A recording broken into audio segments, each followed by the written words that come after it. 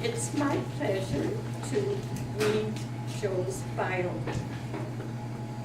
Carol, Joe's wife, has been Joe's main source of inspiration for his speeches, to the point that Joe admits that if she ever leaves him, he would probably have to quit Toastmasters.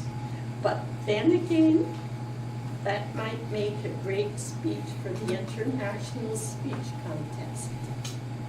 Today, Joe will be giving one of his favorite Carol-inspired speeches. And it's titled, The Queen Bee. Joe Bradley, the Queen Bee, the Queen Bee, Joe Bradley.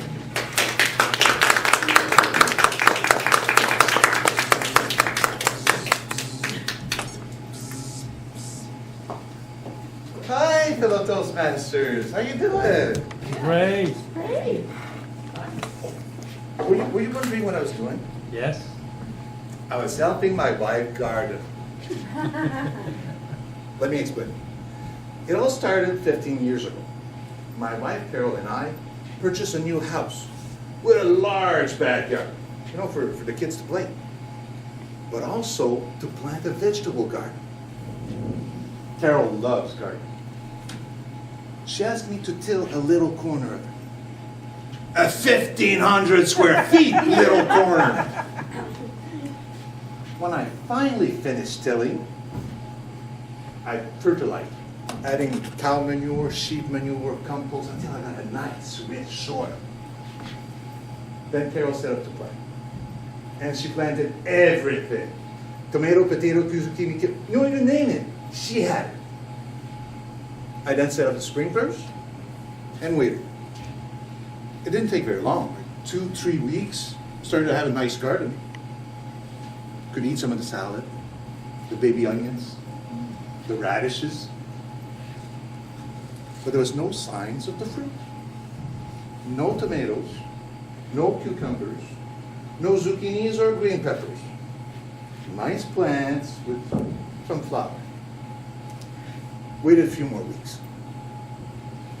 By then, we had lettuce coming out of our ears. Onions, all you can eat. Radishes in every dish. Still no signs of the fruits. Not one tomato, not one cucumber, not one zucchini or bell peppers. Decided to do some research, find out what's going on. It all starts with pollination. Well, that's when pollen goes from the male organ of the flowers to the female organ of the flowers. And when that happens, the flowers are fertilized. And once the flower is fertilized, it turns into a fruit. But flowers can't do that by themselves. They need help. They need bees. And that was our problem. Where we live, there was no bees. No bees, no pollination, no fertilization, no fruits. That's when Carol said, I know what to do. Let's be bees.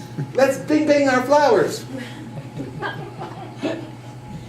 I got an open mind and I know about farmer's daughters, but flowers? She said, shut up, listen to me. So I did. She said, when I grew up as a little girl on the farm, our neighbor, Mrs. Menzies, used to spend the whole summer in the garden with a feather, buzzing, bzz, bzz, bzz, bzz. We all thought she was a few bales short of a full wagon load. Still, she had more tomatoes, more cucumbers, more zucchinis and bell peppers than anybody else around. Maybe she had something there. Maybe we should do like she did.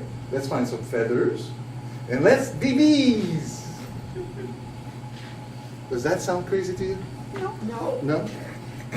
Yes.